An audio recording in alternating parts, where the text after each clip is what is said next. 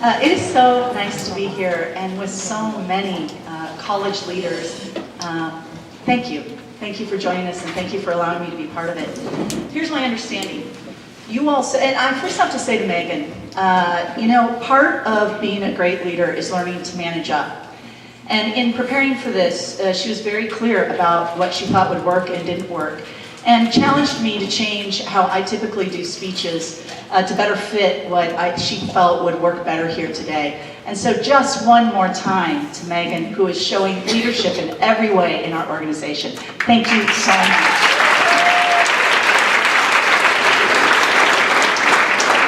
So here's what the boss told me. You all wanted to talk about the ascent and descent of leadership.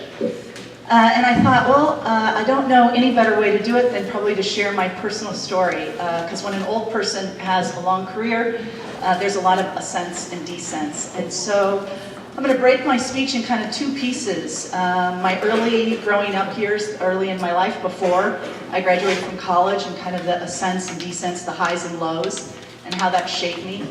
And then into my career and the highs and lows there. And I'm going to be extremely honest with you and disclose all aspects of it with the intention of this at the end, as I do with my own children who are both in college, share my advice. Because that's what you do when you're old. So, here's my story. I grew up in Havre, Montana. It's a town of about 10,000 people, so it's a city in Montana. It's in northern Montana. And my mom, I had kind of a rough start, most people would say in my life. My mom gave birth to 4 children in her life. Of those kids, only my older brother and I share a father. Sometimes I think it's fair to say my mom became a great mom, but she did it while she was learning on the job. And we sort of grew up together. She started our family very early. She had those 2 kids before the age of 19, my older brother and I. I never knew my birth father because he was actually killed before I was a year old. After that, my mom had another child. She gave that child up for adoption. And then she had my younger brother. His father is my dad today. He adopted me and my older brother when I was about 9 years old. We were an extremely close family. And in a lot of ways, as I tell you my story, I think you'll see why we were. We moved a lot when I was growing up. As a matter of fact, by the time I entered high school, I had lived in 3 states, attended 3 elementary schools, and moved at least 8 times. My dad worked in the oil and gas industry, in the fields. It was a really good job.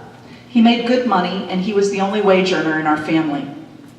When I was in junior high, that's what we used to call middle school, my dad was injured on the job and he couldn't work anymore. My family pretty much lost everything. My dad went back to college, and during that time, my family received assistance. That's a nice word for we were on welfare. We had food stamps, and this was back when you could tell because they looked like monopoly money. So when you paid in that small town, every person could judge what was in your grocery cart. My brothers and I were on free lunch, and our lunch card was a different color than every other kid. I associate 2 emotions with that time in my life: shame and hope. Thank goodness we had hope.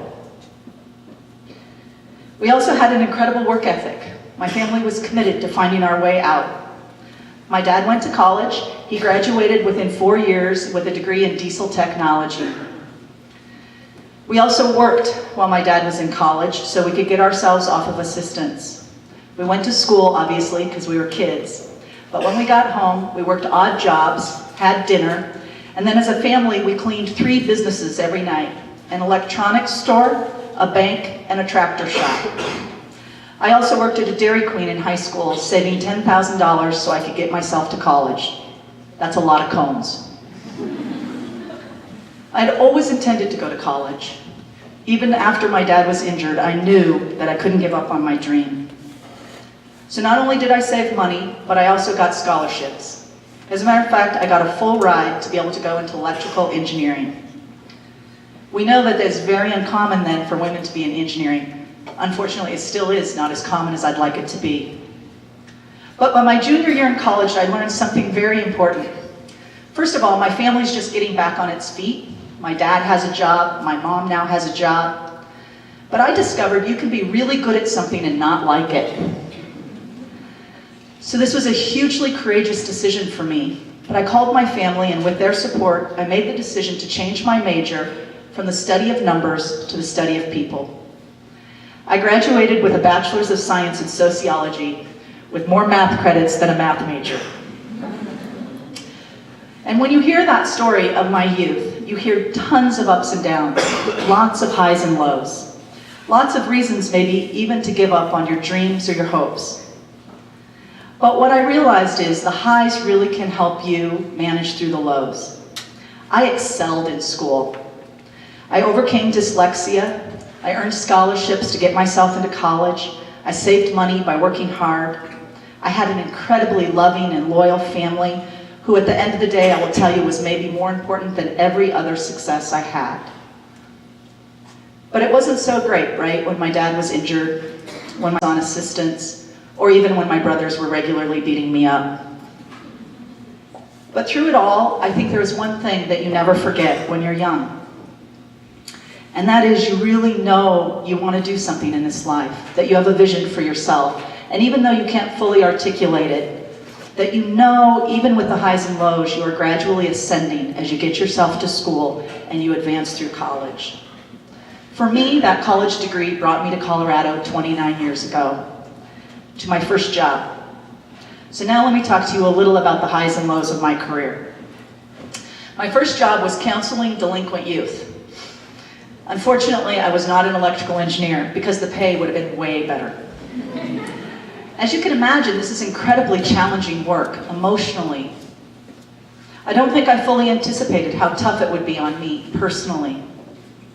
I learned so much counseling girls who were in serious trouble.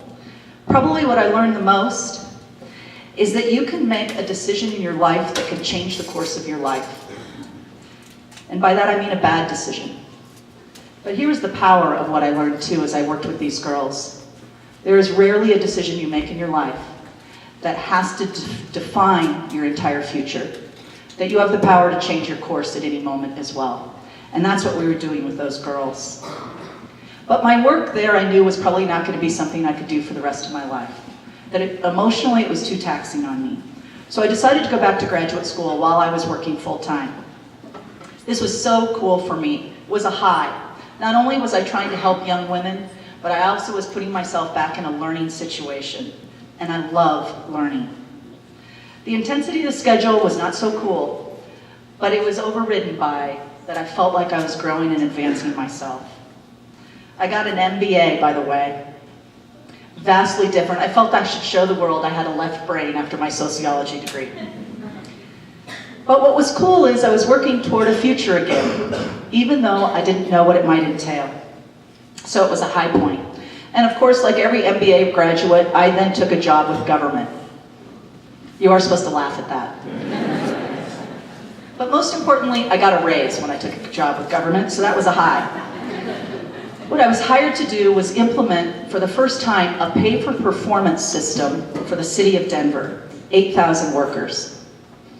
Now, I don't know about you, but when you first get out of college, I really did know how little I knew. I was very scared, but excited by this opportunity. It was hard to imagine that I could help define a system that might change the city of Denver and how it evaluated its teams. It was exciting.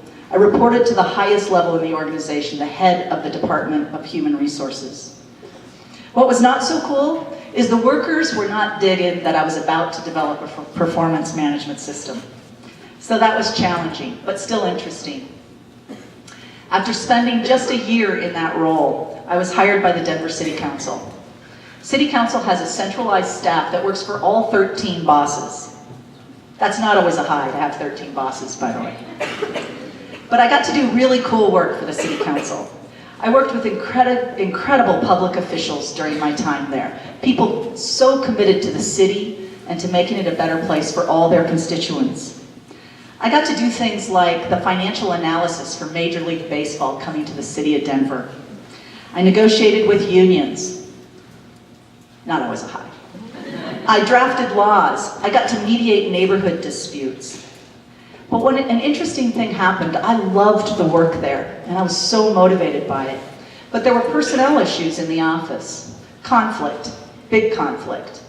And what I realized, this experience that City Council gave me, was sometimes who you work for is more important than what you do. And while I was inspired by the work, I knew I probably wanted to make a change, to challenge myself in a new way. So I moved on to run a leadership program. This was a program that we're devoting ourselves to inspiring others, to helping them see their strengths. It was so cool. And I truly was inspired by it.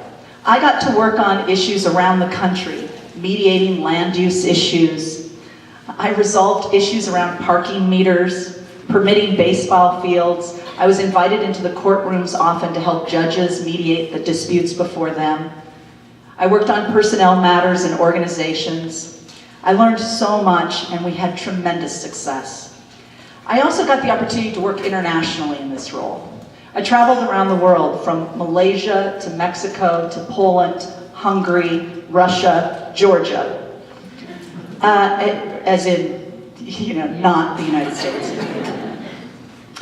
And in my role there, I was helping emerging democracies learn how do you engage the public and the private sector together to solve the challenges we face. It was so cool. I loved the job. But like often happened in my career, the challenge is really what drove me. And so I was looking for my next challenge. And it happened that a friend of mine was going to run for mayor, a very close friend. I ended up running her campaign. And it was for the mayor of Denver. And I had had so many successes that I really thought hard work can overcome any gap you have. And so I worked hard, harder than ever I'd worked in my career. We lost miserably. We weren't second place or third place. We lost miserably. It was devastating. This is a personal friend and a huge failure for me personally as well. It took me a while to regroup and figure out what my lessons were and what I come back from on that. But a great thing happened. The guy who won hired me. I wasn't expecting that. It wasn't part of my plan or my strategy. So I went to work for Mayor John Hickenlooper as someone who ran an opponent's campaign against him. A great lesson from that experience for me was never quit your, no, that wasn't my lesson. A great lesson was when you fight with someone, right? When you're in a serious competition, how you fight matters too. And that it allowed us to come together to accomplish great work in the city, because I think we both saw beyond maybe the actual competition of being opponents. My first job with the Hickenlooper administration was to run the Human Resources Department in the city. Remember, I was there once, instituting a performance pay plan years earlier. It was great to return. You wouldn't believe the number of employees I still knew who were in the office, and probably not thrilled now to see me as the boss. And our first action was a proposal to city workers that we change the entire HR system from being overseen by an independent body to reporting directly to the mayor of Denver. That's actually a good idea in an organization, right? You align your HR policies with your operational needs, with your goals and your objectives. But to workers, it created tremendous fear. Tremendous fear that we were moving from a merit system to a patronage or political system, that they wouldn't be protected, that the jobs could be removed based on who was elected. And although none of those things would happen, a great lesson for me about leadership is, even if it's the right solution, you can only push people to change at a pace that they can manage. So we chose an alternative approach. We kept the independent board while aligning the work of the HR department with the administration. It turned out to be a great solution. I went from that role with the administration to the Deputy Chief of Staff role and the Head of Office of Accountability and Reform. Another good lesson is don't work for someone who always makes you take two jobs. My job was to implement the 311 system. This was a brand new phone system where you no longer had to figure out which city agency to call. You just called this one number and we got you where you needed to go. This sounds like a great idea, but city workers were threatened by it. And the threat was you could change my job or remove my job if somebody else takes those calls. So we had to overcome that fear to implement this system. As a team, it was a huge success. We not only implemented it ahead of schedule when it was significantly behind, but we did it without a glitch. Not one issue. No employee lost their job, nobody was let go, and our team really celebrated tremendous success. It was after that that Mayor Hickenlooper, the guy I ran a campaign against, asked me to be his chief of staff. I'm forever grateful that he saw in me something more than an opponent, but someone who was as committed to the city as he was. I started that job 5 days after the election in November of 2006. And if any of you were here in Colorado, frankly in the country, you might recall this election because we made national news. When I started as chief of staff, 5 days before, we had had an election where people couldn't vote. The lines were so long, we had to keep our polling places open into the night. People were leaving the lines to vote because they were so frustrated.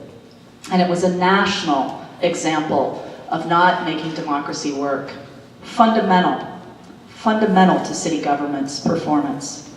It was the first crisis in 3 years and 9 months, 3.5 years that the administration had had any negative public press. And I just became the guy. You can imagine how fast we worked. Nationally, we did research. We brought in election managers and officials, people who could review our election system and ensure we improved it and improved accountability for it. We changed the entire structure of how we operated. And within 30 days, we were hosting hearings and getting feedback so we could propose a new election system.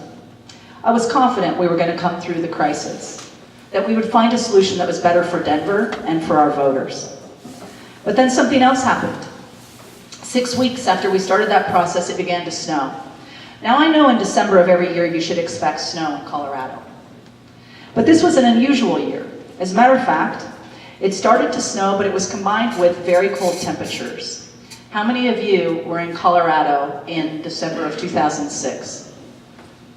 How many of you could not drive on your neighborhood streets? Yeah.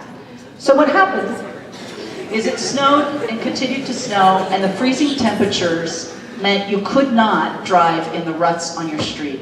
And it continued to get worse. As a matter of fact, what's amazing in elected office is if there is one thing people will tell you how to lose being mayor, it's to fail to manage a snowstorm effectively. And we were failing. We had to close Denver International Airport, which is probably the economic driver for our region, for 24 hours until we could clear the runways. We had organizations like the NBA calling me to ask if they should cancel a game in Denver. The state of Colorado would wait to see if we closed our offices to decide if they should close theirs. The private sector would close office when we closed office. All of this is economic activity, and it's at a time when our retail industry is desperate for people to what? Shop. And we couldn't clear the streets. We had a press conference on Christmas Eve even. It was so intense, the pressure on us to solve the problem we were in. And then we made a terrible mistake. Our mayor announced that the neighborhood streets were clear. I knew they were. I couldn't get out of my own neighborhood. I was sleeping in my office downtown for a week. We pulled him off the camera and realized we'd had a miscommunication. Your neighborhood streets were not clear. Now, I promise you, everyone watching that newscast knew their street was not clear. And they all called us to make sure we knew it too. So we sent our plows out to clear those streets, not just the main thoroughfares, and we couldn't. The snow was so packed, it was ice, and our plows couldn't move it. We had to ask City Council for supplemental funding, huge amounts of funding, to send out the heaviest equipment we have ever had in our neighborhoods, road graders and front-end loaders, to actually move snow out of the neighborhoods so people could get back to work. It was a terrible low. As a matter of fact, every day I would call NOTOA. This is the National Atmospheric and Oceanic. These are the weather guys. It's a lab in Boulder. These guys are really good at their jobs. And my call was to say, please tell me it's going to warm up, right? Just somebody give me some relief. These guys were just giddy because they said to me, I think we're going to hit a 100-year event in terms of the amount of snow and the cold temperatures. That did not make me giddy. As we were managing that situation and coming out of it, a third thing happened. And remember, I've been on the job all of 3 months at this point. Our city attorney, our chief legal advisor to the mayor, was accused of stealing a laptop. You can imagine how quickly an accusation like that devolves. And it's a situation when it's your legal advisor that you have to ensure the public has confidence that we're not covering something up by conducting our own investigation. So I had to bring in outside investigators, an outside district attorney from Denver to look at the situation. I had to remove our own police department from the process so nobody felt that we were trying to influence the decisions in the investigation. Our city attorney was a former judge. He's a Harvard Law graduate, an incredibly impressive man. I had to ask him to go on leave during this time so there'd be no appearance that he was influencing the investigation. It was devastating. And you can imagine, again, the media's desire to push on us and understand this issue and expose something terrible, no matter what the truth was. It became very clear as the investigation went on that our city attorney would probably not recover from the public perception of what had occurred, that we couldn't answer for it, and that he could no longer be our city attorney. It was my job to remove him from his position. I'll never forget that meeting. It was devastating. It was heartbreaking. I could see the strain on him as we talked. He knew what he had to do, and he did resign at our request. A short time later, he took his life. This truly was devastating. This was and has been the lowest point of my career. I obviously will always struggle personally with that loss, not because I feel responsible, but because it's devastating to have someone close to you take their life. I had no time to really deal with it personally, because you can imagine the media outcry for information when that occurred. I felt an obligation to protect my team, my mayor, and the family of our city attorney. I took all press calls. I personally notified every one of our 50 appointees of what had occurred prior to it becoming public. I helped establish a scholarship fund in his honor to honor his life and his work. And within 3 months, I was managing an election because we were up for re-election under probably some of the worst crises we had been through as an administration. It was one of the most intense, hard times of my career, and it is certainly not why I became chief of staff, to manage crisis after crisis. But I got really clear on a few things, that sometimes when you descend in your career, it is outside of your control. That often the factors that may cause it, it may not be fair or right, but it will still cause a descent. And that being close as a team, that finding ways you support each other matters more than ever to be successful. It's a lesson I learned from my family early in life, to be able to rely on the people around you, and I was reminded again how important it was in my career. Now listen, I had an incredible rest of 2.5 years of being chief of staff. We had tremendous successes. I got back to the things that took me there in the first place, the passion and vision of what we could accomplish as a city, and we got out of crisis mode. But it was a very hard start in my career. I offered my resignation, I think, on a daily basis in my first 3 months, wishing the boss would let me go. We did have a tremendous success in 2008, and it was the Democratic National Convention. And I mention this to you because it changed the perception of what we were capable of as a city team, what we could pull off as a community and as a region. I was very prideful of that, and mostly prideful to see 12,000 of our workers sharing in that success. And what you realize is the ascent is really not about me feeling good, but often the best ascents were when the entire team shared it together and felt the success.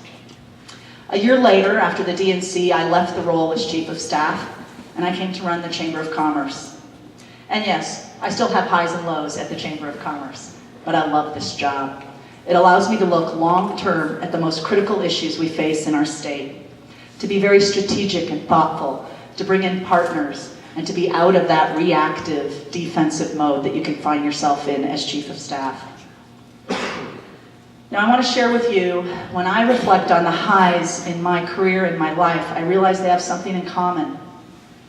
They have excitement, hope, always learning, being challenged.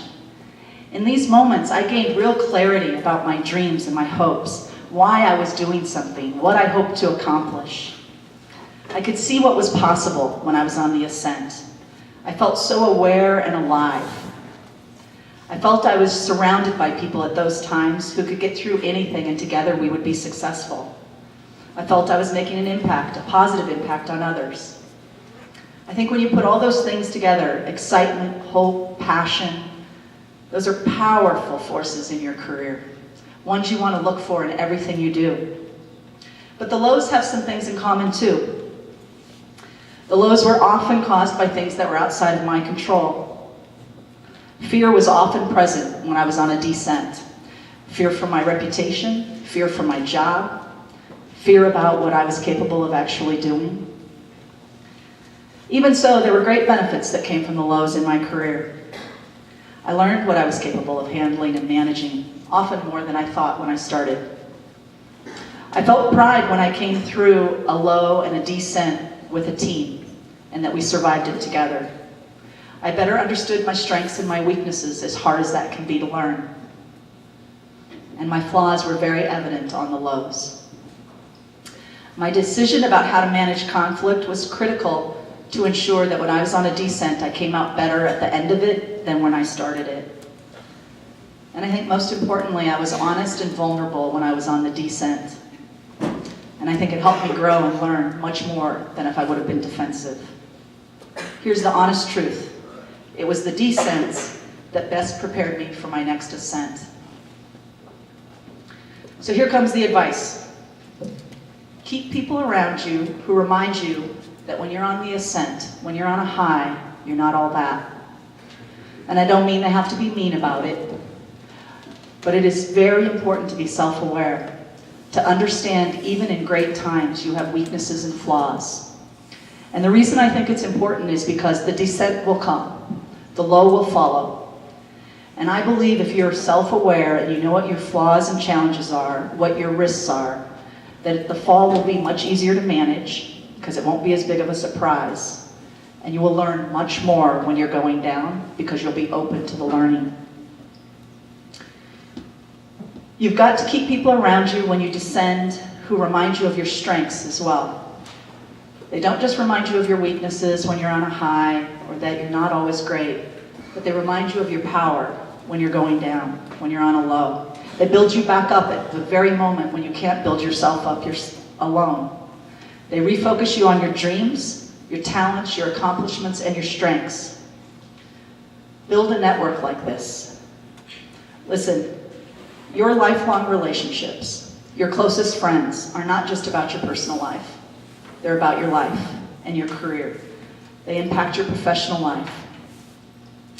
As I said, they will remind you who you really are when nobody else is looking. I cannot tell you how important it is to pick the people close to you carefully. Ultimately, they are the ones who will know the difference between these two stages in your life as well. And they will know just what you need to be successful and when you need it. And remember, when you're on that descent, you are probably still higher than you were when you started your career or a year before. And in whatever low you face, you will look back and say, I'm glad I experienced that, or how I managed it, or what I learned from it, because it truly will prepare you for your next opportunity. I hope that your journey is as powerful as mine, and I know mine isn't done yet. What I really hope is that as you reach your next big peak, and you are all very close to one right now with graduating from college, you continue to find ways to learn and grow and have people around you who can ensure your future success. Thank you for letting me speak with you today.